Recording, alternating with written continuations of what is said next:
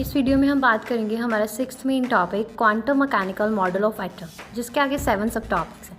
सबसे पहले थोड़ी सी बात कर लेते हैं क्वांटम मैकेनिकल मॉडल के बारे में। तो जैसे कि बताया गया है, describe electron as a wave rather than a particle with fixed orbitals. तो इसको यूज़ किया जाता है, it uses the Schrodinger equation, जिससे हम जो है इलेक्ट्रॉन को finding an electron in a specific region of space, उसकी प्रोबेबिलिटी को फाइंडिंग कर सकते हैं, probability of finding an electron in a specific region of space, जिसको हम ऑर्बिटल बोलते हैं रेदर देन फिक्स्ड ऑर्बिट्स। तो ये मॉडल जो है ये प्रोबेबिलिटी के ऊपर बेस्ड है और इसको इसमें ट्रीट किया जाता है इलेक्ट्रॉन को as a behaving wave like properties. तो unlike earlier models, quantum mechanical model जो है वो ट्रीट करता है इलेक्ट्रॉन को as a wave, not just a particle. Clear हुआ इतना? हाँ जी।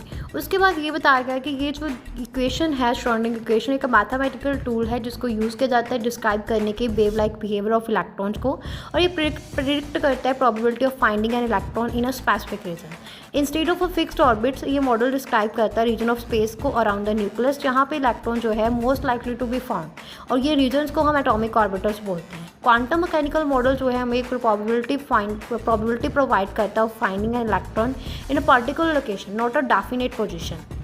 हेंसबर्ग्स अनसर्टेनिटी प्रिंसिपल की अगर बात करें तो ये प्रिंसिपल स्टेट करता है कि it is impossible to know about the exact position momentum of an electron simultaneously.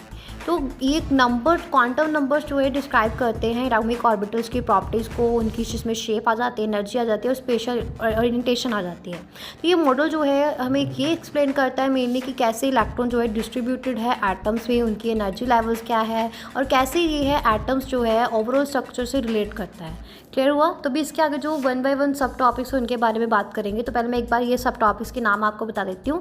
1 hydrogen atom and Schrodinger's equation, 2 orbitals and quantum numbers, 3 shapes of atomic orbitals, 4 energies of orbitals, 5 filling of orbitals in atom, 6 electronic configuration of atoms, 7 stability of completely filled and half filled substance. Clear है? हाँ जी। अभी 1 bye 1 इन सब topics के बारे में बात करते हैं। जैसे फर्स्ट हमारे पास क्या है?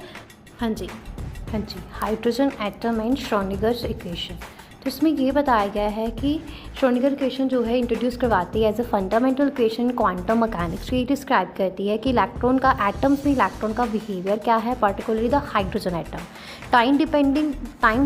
टाइम इंडिपेंडेंट श्रोडिंगर इक्वेशन जो है for the hydrogen atom is bar H square upon 2 mu Laplacian operator square Sai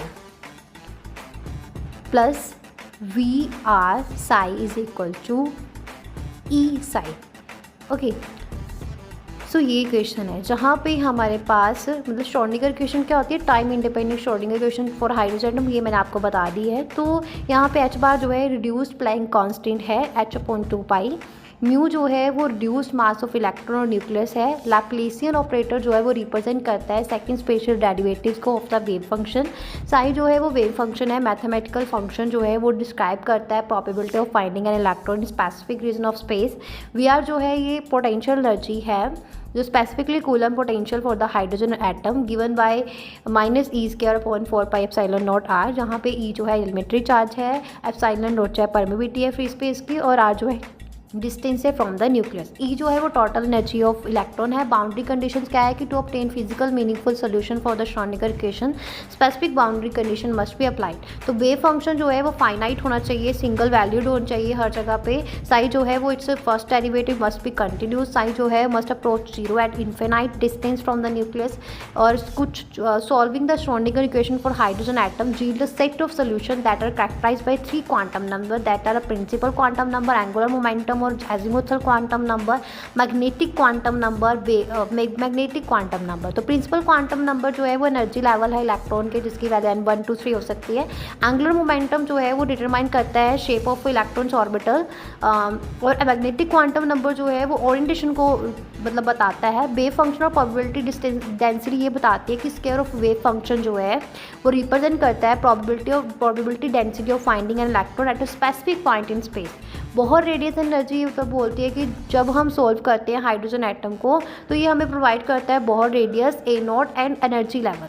तो बोहर रेडियस ए नोट जो है वो 4 pi epsilon naught H bar square is equal bar square upon mu E square.